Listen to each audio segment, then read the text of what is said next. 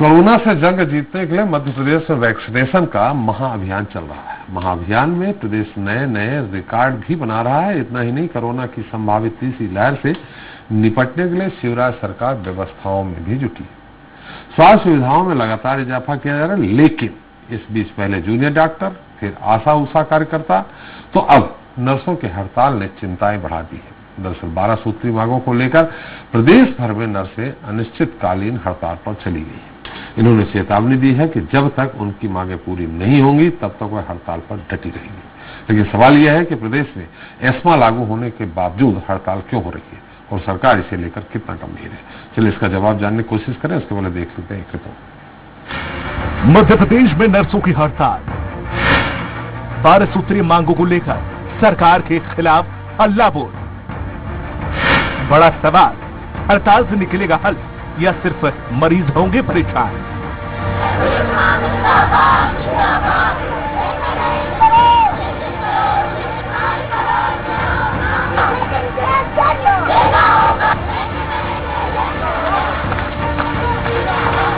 मध्य प्रदेश में nursing staff ने अपनी मांगों को मनवाने के लिए एक बार फिर से हड़ताल शुरू कर दी है। इस बार हड़ताल अनिश्चितकालीन है। नर्स एसोसिएशन के आह्वान पर एमपी के मेडिकल अस्पताल, शासकीय स्वास्थ्य केंद्र और अन्य सरकारी क्लिनिकों में नर्सों ने काम बंद कर दिया है। लिहाजा मरीजों को परेशानियों का सामना करना पड़ रहा है। आप अपनी टीवी स्क्रीन पर भोपाल, इंदौर, जबलपुर और ग्वालियर की तस्वीरें देख रहे हैं, जहां अपनी मांगों को लेकर नर्सिंग स्टाफ हड़ताल पर है। नर्सों का कहना है कि आश्वासन देने के बावजूद उनकी मांगों पर अब तक अमल नहीं हुआ। जब तक सरकार इस बार भागेगी नहीं, इस बार आश्वासन नहीं, मुलाकात पर लिखित आदेश, उसके बाद ही काम चालू होगा। इस बार आर पार की लड़ाई है, क्योंकि जो हमारी पीएचसी सीएचसी सबसे छोटा जो होता है, वहाँ से ये लड़ाई शुरू हुई है। सरकार हमको यदि एक आदेश दे देती कि आप आइए, सब प्रदेश की बॉडी के सभी लोग एकत्रित होइए, मरीजों के हित में आपको हड़ताल नहीं करना है, आपकी मांगे मानी जाएंगी, आप वार्तालाप से इसको खत्म करिए, तो ऐसा रास्ता सरकार ने ही नहीं चुना है, तो हमको मजबूर होकर चिल्लाना पड़ रहा है। नर्सों की जो 12 सूत्री मांगे हैं, उनमें पुरानी पेंशन योजना को जल्द लागू करना, कोरोना से जान गंवाने वाले नर्सिंग स्टाफ को राष्ट्रीय अवार्ड देकर सम्मानित करना, नर्सों को डेजिग्नेशन प्रमोशन देना, अन्य राज्यों की तरह नर्सों के पदों पर नाम परिवर्तन करना, मेल नर्स की भर्ती तत्काल हो और इसके अलावा समान कार्य के लिए समान वेतन देना प्रमुख है। मध्य प्रदेश में नर्सों की हड़ताल के बीच जबलपुर हाईकोर्ट में नागरिक उपभोक्ता मार्गदर्शक मंच की ओर से एक जनहित याचिका दायर की गई है। इसमें कहा गया है कि कोरोना काल में नर्सों का हड़ताल करना उचित नहीं है। हड़ताल को तत्काल खत्म कराया जाए ताकि मरीजों को परेशानी न हो। मामले में हाईकोर्ट ने नर्सेस एसोसिएशन के अध्यक्ष को पक्षकार बनाने के लिए कहा है।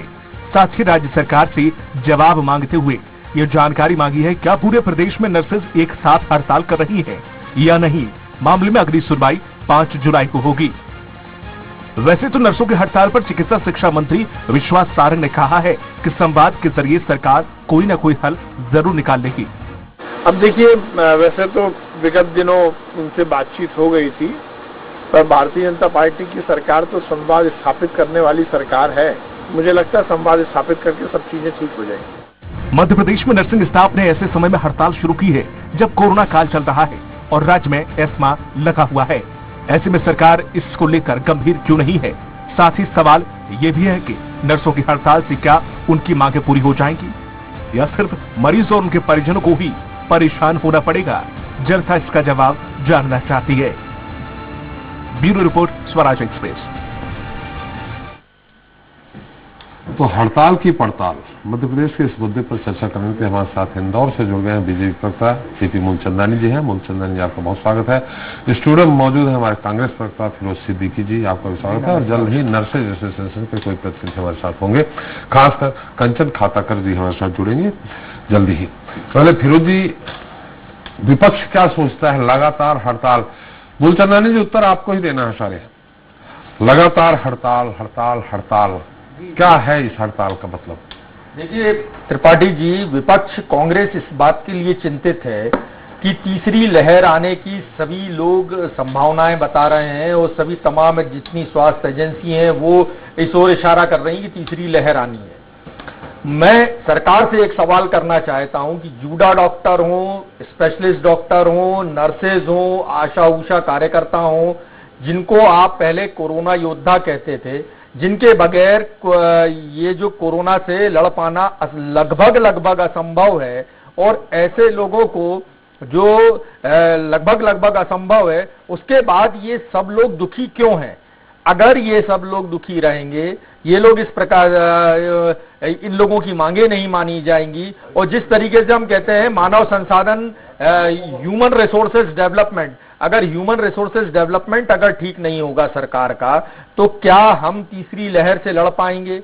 अगर ये लोग आज सरकार एस्मा लगा दे, आज सरकार हाईकोर्ट की वजह से जूडा डॉक्टरों को कंटेम्प्ट का डर दिखा के उनकी हड़ताल खत्म करवा दी, तो क्या सरकार इन लोगों से जब अब तीसरी लहर जो कि अब सामने मुंह बाए खड़ी है उससे लड़ पाएगी क्या? लोगों की जान जो है आज लोगों की जान पर ये बनाएगी या नहीं बनाएगी? और अगर ये लोग मन से दुखी रहेंगे तो क्या ये मन से काम कर पाएंगे? और मैं तारीफ करता हूं, कांग्रेस पार्टी तारीफ करती है सभी स्वास्थ्य कर्मियों की, जूडा डॉक्टरों की, नर्सों की, जिन्होंने अपनी जान पर खेलकर पीपीई किट पहनकर 16-16, 18-18 घंटे काम करके लोगों की जान बचाई है। इस कोरोना में भरसक प्रयास किया है कि लोगों की जान बचे। और जब सरकार इस तरीके का व्यवहार करती है, एक अमानवीय व्यवहार करती है और अपने आप को बचाने के लिए हाईकोर्ट का रास्ते जाना चाहती है, मैं समझता हूं ये सरकार की अमानवीयता है। और जिनके लिए आपने फूल बरसाए थे, ताली थाली बजाई थी, दिए जलवाए थे, मोमबत्ती जलवाई थी, जिनको 50 लाख का मुआवजा देने के बड़े बड़े वायदे किए थे, स्टाइफंड देने के किए थे, आपने उनको प्रोत्साहन राशि भी नहीं दी। और मैं नहीं समझता कि चाहे जूडा डॉक्टर हो या नर्सेज हो, इनकी कोई भी ऐसी मांग है जो नाजायज है। आज की तारीख में हमारा जो जवान खड़ा है सरहद पे, और जो कोरोना से हमको राहत दिला रही है, हमारी नर्सें हो या डॉक्टर हो, ये इनमें कोई फर्क है? दोनों अपनी जान की बाजी लगा के लोग, एक तरफ ये लोगों की हिफाजत कर रहे हैं, दूसरी तरफ हमारे जवान सरहदों की हिफाजत कर रहे हैं। तो सरकार को अमानवीय चेहरा अपना छोड़ना चाहिए। तुरंत इन्हीं सभी लोगों को के जितनी भी जायज मांगे हैं इनको पूरा किया जाए, इनको संतुष्ट करके सरकार आगे का काम करे। बिल्कुल मूलचंदानी जी, आपने विपक्ष के सारे तर्क सुन लिए होंगे। कंचन जी, आपसे अनुरोध है, क्या आप मास्क उतार सकती, क्योंकि आवाज नहीं जाएगी ढंग से। जी, थोड़ा संक्षेप में आप बताइएगा। आप बहुत लेट हो गई, अपनी मांगों को लेकर ही आप लोग लगता है कि कितना चिंतित है वो समझ में आ रहा है। खैर, ये जो है आपका 2018 के आदेश भर्ती नियमों का संशोधन करते हुए 70%, 80%, 90% नियम को हटाया जाए, प्रतिनियुक्ति समाप्त कर स्थानांतरण की प्रक्रिया पूरी शुरू की। ये क्या है नियम 70%, 80%, 90%? ये इस तरह का है कि जैसे भर्ती नियम बनते हैं हर साल जी। तो जब हम लोग ज्वाइन किए थे 2007 में जी। मेरा मतलब ज्वाइनिंग हुआ 2007-8 का बैच है, तो मतलब मुझे हो गए 13 साल। तब भर्ती नियम था कि आपका मतलब 7,000 सैलरी थी हमारी 2008 में।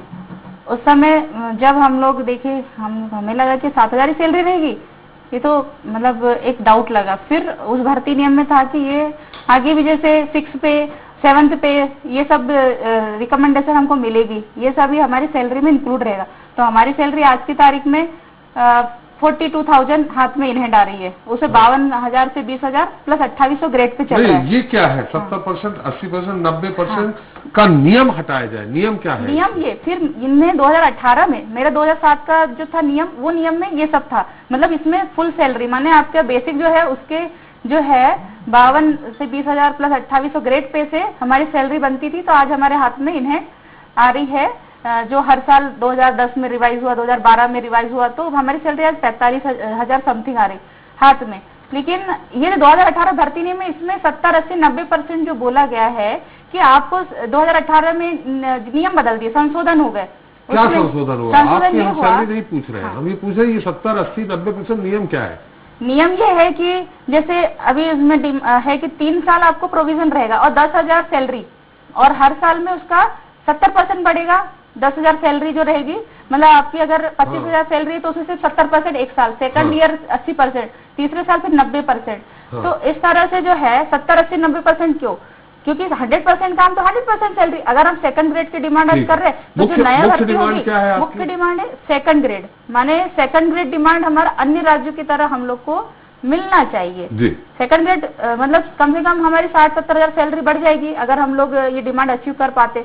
तो जितना भी ये 2018 के भर्ती नियम है ये भी बदल जाएंगे, क्योंकि तब जो भी ज्वाइन करेगा वो भी इस तरह की सैलरी ग्रेड पाएगा। तो ये मूल रूप से संशोधन जो किए हैं 2018 के भर्ती नियम बदलना चाहिए। मैंने 100% का 100%। ये अभी क्यों चुना आपने? 2018 में हुआ तो तभी क्यों हड़ताल नहीं की? कोरोना के समय क्यों हड़ताल कर रहे हैं? 2018 में ये था कि ये नियम जो बने, अब ये जो नई ज्वाइनिंग कर रहे हैं, जैसे अभी आया हमारा एग्जाम कंडक्शन हो रहा 3 जुलाई को, तो 3 जुलाई को जो एग्जाम है उसमें जो नियम है और सारे मध्य प्रदेश में उसमें 2018 के भर्ती नियम के अकॉर्डिंग उनको सिलेक्ट किया जा रहा है। तो ये नियम हम लोग रद्द करने की मांग करें, क्योंकि तब वो भर्ती नहीं हुई थी 2018 में, अभी भर्ती हो रही है 2021 में ही। कितने कुल हैं आप नर्सेस? कितने लोग हड़ताल पे हैं? 40 से 45 मतलब 45,000 पूरी है मध्य प्रदेश में नर्सेस जी। 45 सभी हड़ताल पे हैं कि कुछ लोग नहीं भी हड़ताल पे? सभी हड़ताल पे आ रही है लगभग, तो मतलब 45,000 नर्सेस हड़ताल पे है। कुछ लोग 1 by 1 मतलब डे टू डे आ रही है। सुना है कि कुछ विरोध भी कर रहे हैं, नहीं आ रहे हैं हड़ताल पे। विरोध है तो देखिए, विरोध कौन करता है? जिनको हड़ताल करना ही नहीं है, जिनको मुद्दों को, आंदोलन के मुद्दों को भटकाना है, रखना ही नहीं है कि हमें कभी आंदोलन की राजनीति अपनानी भी थी। जैसे एक सुरेंद्र कौरव जी का ग्रुप है, वो दरअसल मध्य प्रदेश में, जैसे आप बोल दीजिए कि डिस्ट्रिक्ट हॉस्पिटल में 1250 में उनका स्ट्रॉन्ग है, वो है फार्मासिस्ट का एसोसिएशन, उसमें नर्सेस का कोई लेना देना नहीं है। तो वो उन्हीं ने डिमांड उठा ली कि हम 1 जून से स्ट्राइक करेंगे, फिर डिमांड लेटर दे दिए, सांसदों विधायकों के साथ मंत्री जी साथ बैठक करके आ गए। तो बैठक में उनने समझौता कर लिया, दरअसल बोल दिया कि हम तो आश्वासन में रहेंगे। तो हमने कहा कि हमने तो ये डिमांड सेकंड ग्रेड की 2018 में उठाई थी, तो वैसे ही लंबित चल रही है, उसको आप तो इस तरह से साइड वाइज नहीं कीजिए। और हमारे पूरे नर्सेस एसोसिएशन और प्लस कौरव जी, ये दोनों ने कोऑर्डिनेट करके मंत्री जी पास मिलने नहीं गए, साथ में आंदोलन शुरू हुआ, लेकिन अकेले चले गए और लोगों को ले नहीं गए। तो दूसरे एसोसिएशन वाले भी तो जाए, तब तो बात बनी कि हम रणनीति में जाए, लेकिन हमको उनके विचार बिल्कुल सही नहीं लगे और वो उस तरह से मूलचंदानी जी देख लिया। पहले अभी फिरोज जी ने क्या बात कही, लगातार जो डिमांड हो रही है, चाहे जूनियर डॉक्टर्स की हो, उनकी तो कुछ मांगे पूरी हो गई हैं। आशा कार्यकर्ता, उषा कार्यकर्ता तो हमें लगता है अभी भी हड़ताल पे हैं। आज शायद पुलिस से उनकी हुज्जत भी हुई है। अब ये 2018 जो नियम है, इसके पहले के नियम जैसे सबसे मुख्य रूप से है इनका सेकंड ग्रेड, अगर वो है तो मान लिया जाए एक बहुत ही मार्मिक इनको है, कोरोना काल में शहीद हुए नर्सिंग स्टाफ के परिजनों को अनुकंपा नियुक्ति दी जाए। अगर कोरोना काल में भी जो शहीद हुए हैं उनको अनुकंपा नियुक्ति नहीं देंगे तो ये तो मानवीय पहलू है। ये सरकार की संवेदनशीलता को दर्शाती है।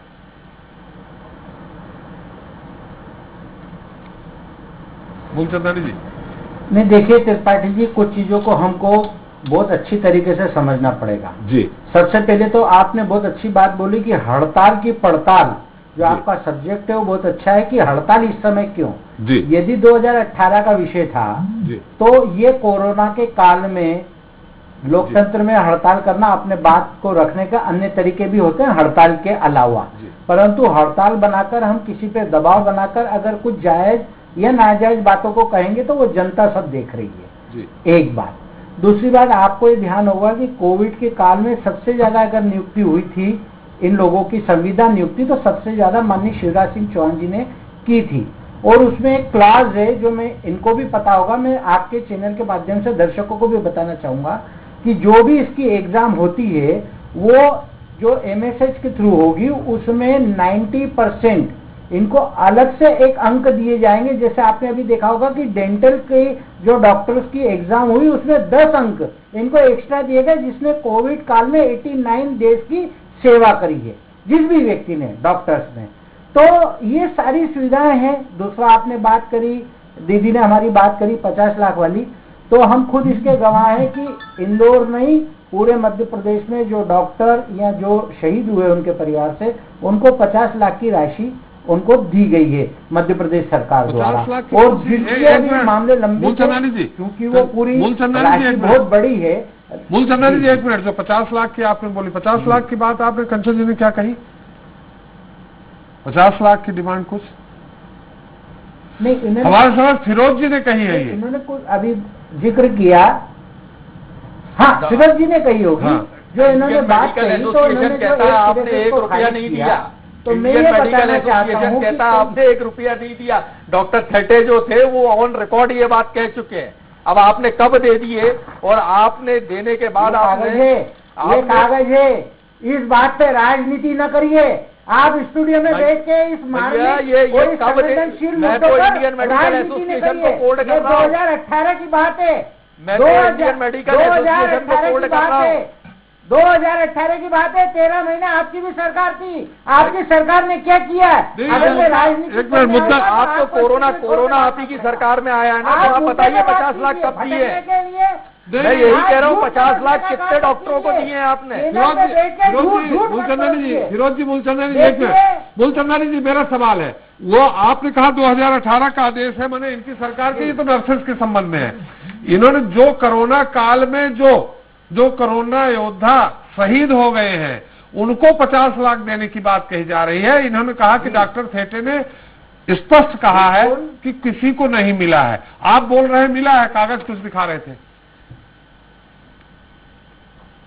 जी, मैं निश्चित रूप से आपके चैनल के माध्यम से बताना चाहता हूं कि जो लोग शहीद हुए हैं उसमें से कुछ लोगों को 50 लाख की राशि मिली है, जिसमें इंदौर के, मैं आपको स्पष्ट बता दूं, डॉक्टर जोशी, जिनकी चार्टर्ड प्लेन की व्यवस्था भी हमने करी थी मध्य प्रदेश सरकार ने, उनको यहाँ से भेजा था। वो तो ईश्वर को कुछ ऐसा मंजूर था कि 10 दिन बाद उनकी चेन्नई में डेथ हो गई। वो भी सरकारी डॉक्टर थे, उनके चार्टर्ड विमान की व्यवस्था मैंने करी थी। अरे वो जो सरकार आम आदमी को, वो मेरी हाथ जोड़ के इनसे निवेदन है कि वो न करें। उनको 50 लाख रुपए की राशि दी गई है।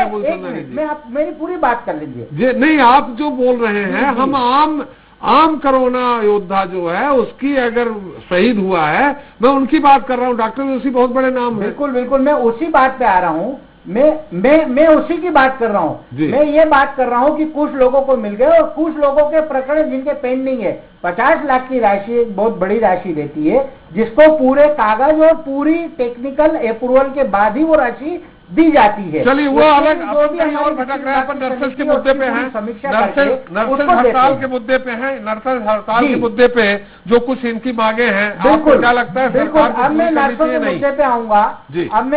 अब मैं नर्सों के मुद्दे पे आ रहा हूँ। कोविड का काल चल रहा है और तीसरी लहर की पूरी संभावना विशेषज्ञों द्वारा बताई जा रही है। मेरा मानना यह है कि इस वक्त हम अगर हड़ताल करते हैं तो निश्चित रूप से वो जनता के साथ हम न्याय नहीं कर रहे हैं। अभी तो जो लोग समाज सेवी के रूप में, संगठन के रूप में अपने दायित्व का निर्वहन कर रहे हैं, चाहे कोई भी पार्टी हो, पत्रकार बंधु हो, स्वयंसेवी संस्था हो, ऐसे पूरे काल में अगर हम हड़ताल करेंगे तो मैं उसे उपयुक्त नहीं मानता हूं। दूसरी बात, हमारे मंत्री ने, स्वास्थ्य मंत्री ने स्पष्ट रूप से कहा है कि सरकार ने इन लोगों से चर्चा करने के लिए कभी मना नहीं किया।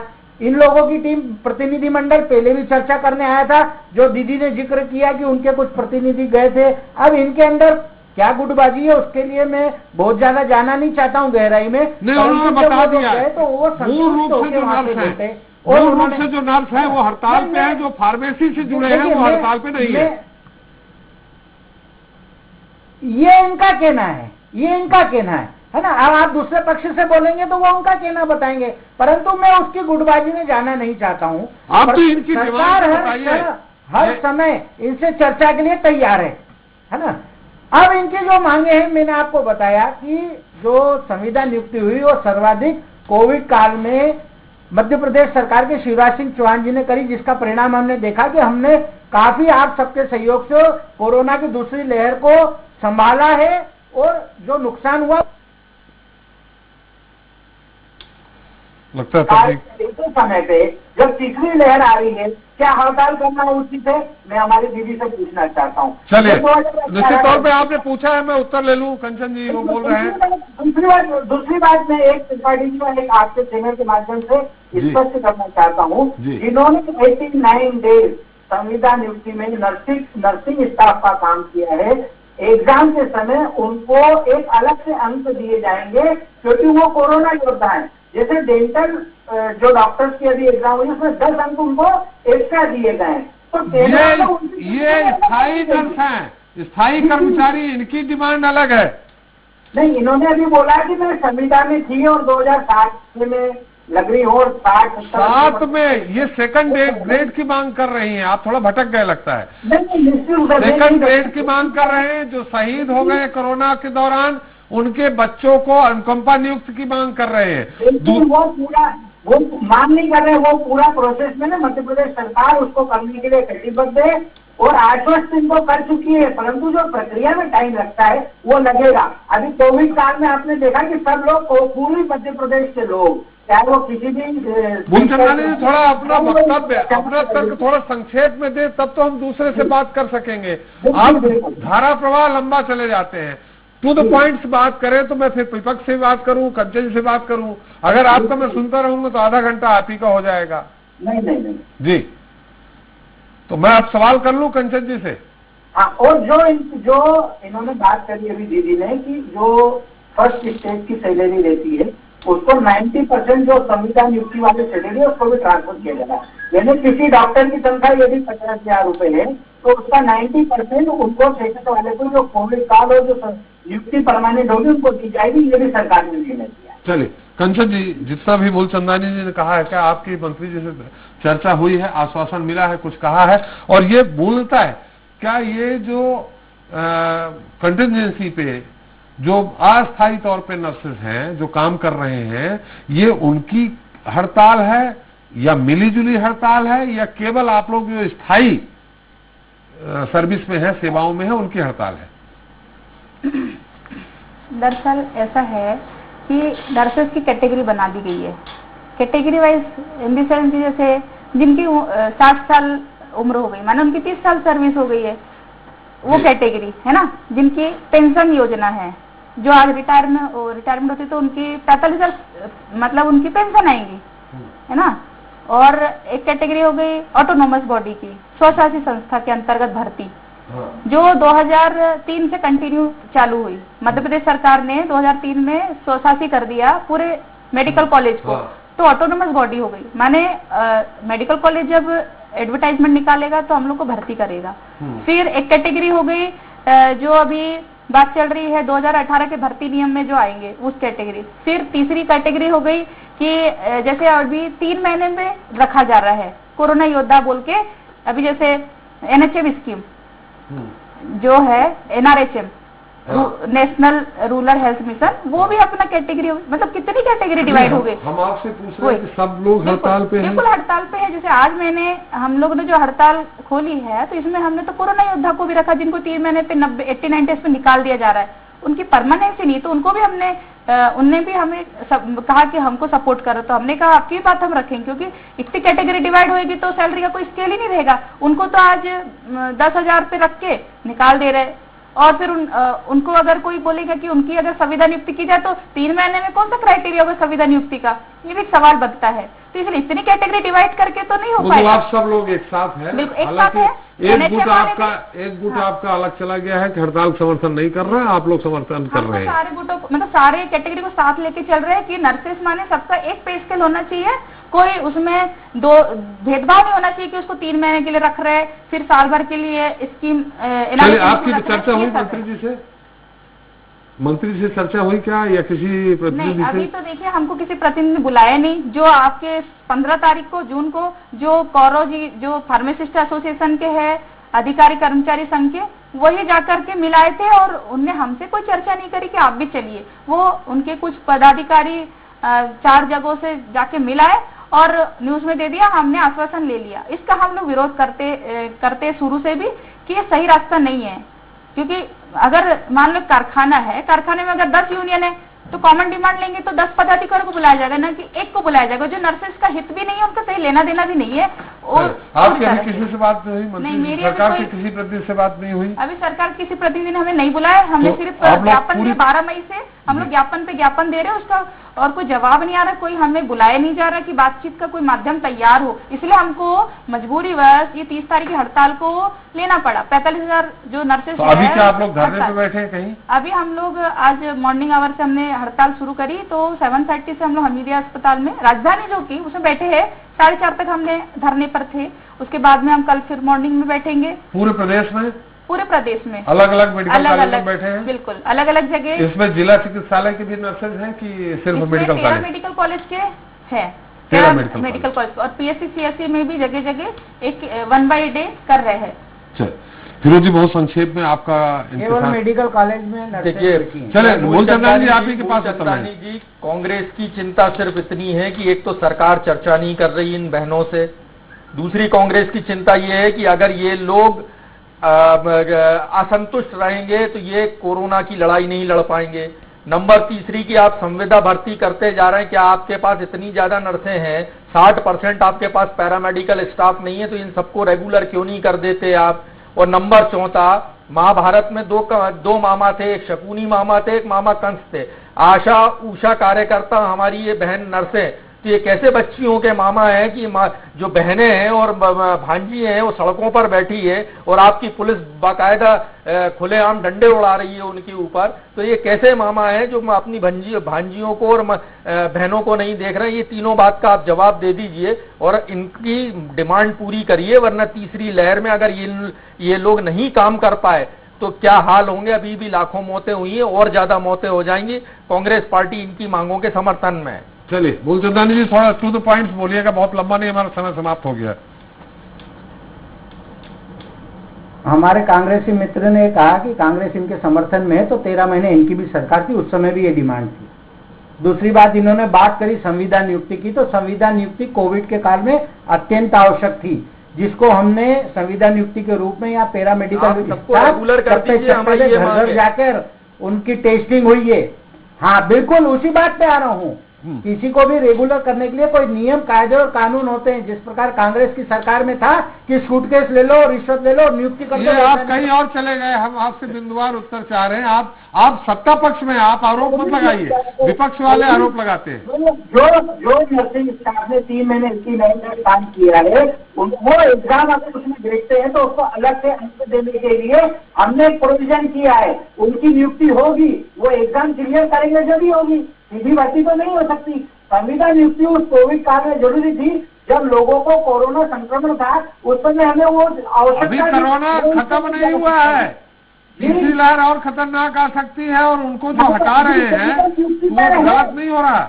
अभी संविदा नियुक्ति पर है, परंतु उनको परमानेंट होने के लिए एग्जाम देनी पड़ेगी और वो एग्जाम लागू हो गई। अगले महीने उनकी एग्जाम है, जिस प्रकार डेंटल डॉक्टर्स की एग्जाम इस महीने हो गई, अगले महीने इनकी एग्जाम है। और उसमें उन्होंने एक प्रोविजन रखा है, हमारे शिवराज सिंह जी जो है वो एक्चुअल मामा है और संवेदनशील मामा है, इसलिए उन्होंने अलग से इनको एक अंक उस एग्जाम में एक्स्ट्रा देंगे जिन्होंने जनता की सेवा करी पैरामेडिकल स्टाफ के रूप में। ये सारी मध्य प्रदेश की भारतीय जनता पार्टी की पॉलिसीज थी। कांग्रेस के जमाने में कुछ भी नहीं हुआ था, पत्ता भी नहीं डाला, जो कागज पड़ा था वो वही पड़ा था। हमने इस साल में इनकी अनुकंपा नियुक्ति की मांग तो कम से कम लिखित आदेश से पूरी कर दें। नहीं, निश्चित रूप से वो संविदा नियुक्ति जो इन्होंने दीदी ने बात करी, संविदा नहीं, अनुकंपा जो शहीद हो गए हैं सरकारी योद्धा, सरकारी कोरोना योद्धा, उनके बच्चों को कोरोना योद्धा शहीद हुए हैं, उनकी जो अनुकंपा नियुक्ति की बात है उसकी पूरी खाका तैयार हो रहा, प्रारूप तैयार हो रहा और उसको भी जल्दी लागू किया जाएगा। ये आपके क्षेत्र के माध्यम से मैं इनको आश्वस्त। चल, हमारा समय भी समाप्त हो गया। बहुत बहुत धन्यवाद मूलचंदानी जी आपका, फिरोज जी आपका, कंचन जी आपका। सारी समस्याएं कंचन जी ने बताई, जो हमारी उम्मीद है, शुभकामनाएं हैं कि आप लोगों की मांगें जल्द पूरी हो।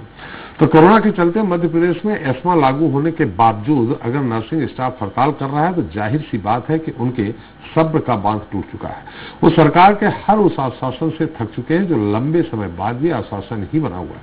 लेकिन नर्स एसोसिएशन को ये बात भी ध्यान नहीं रखना चाहिए कि प्रदेश जिस तरह से कोरोना के भीषण काल से गुजरा है और अभी कोरोना की संभावित तीसरी लहर की भी चेतावनी है, इधर कोरोना के साथ ही अन्य बीमारियों के मरीज भी अस्पतालों में भर्ती हैं या फिर इलाज कराने आ रहे हैं, तो उन्हें कोई दिक्कत न हो। इसे ध्यान में रखते हुए अगर हड़ताल की जगह बातचीत से हल निकाला जाए, जैसा कि सरकार भी कह रही है, तो शायद ज्यादा बेहतर हो। इसी के साथ जनता मांगे जवाब इतना ही। नमस्कार।